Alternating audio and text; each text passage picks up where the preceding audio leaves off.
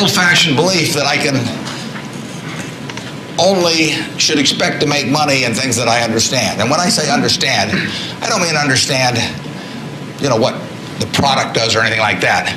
I mean understand what the economics of the business are likely to look like 10 years from now or 20 years from now.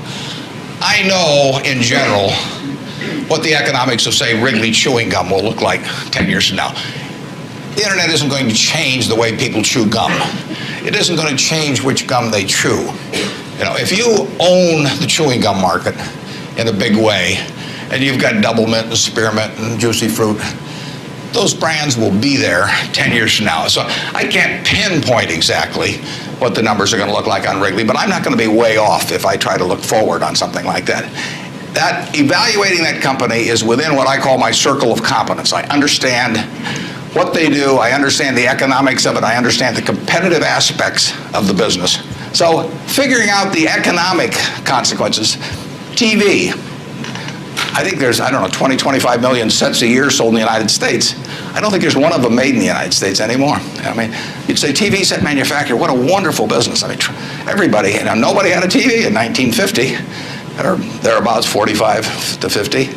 Everybody has multiple sets now, but nobody in the United States has made any real money making the sets. They're all out of business. The Magnavoxes, the RCAs, all of those companies.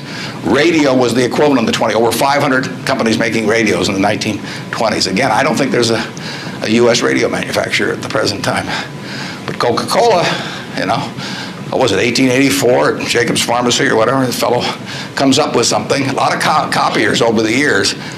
But now you've got a company that is selling roughly 1.1 billion 8-ounce servings of its product, not all Coke, Sprite, and some others, daily throughout the world 117 years later. So understanding the economic characteristics of a business is different than predicting the fact that an industry is going to do wonderfully.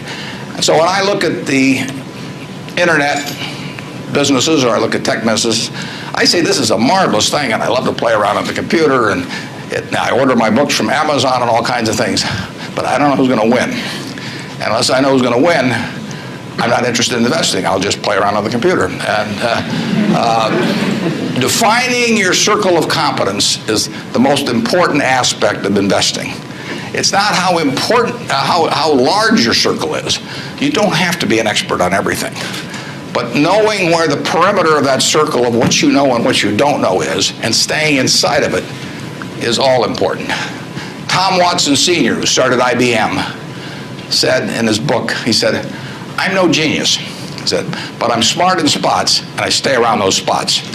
And that is the key. So if I understand a few things, and I stick in that arena, I'll do okay. And if I don't understand something, but I get all excited about it because my neighbors are talking about it, the stocks are going up and everything, I start fooling around someplace else, eventually I'll get creamed, and I should.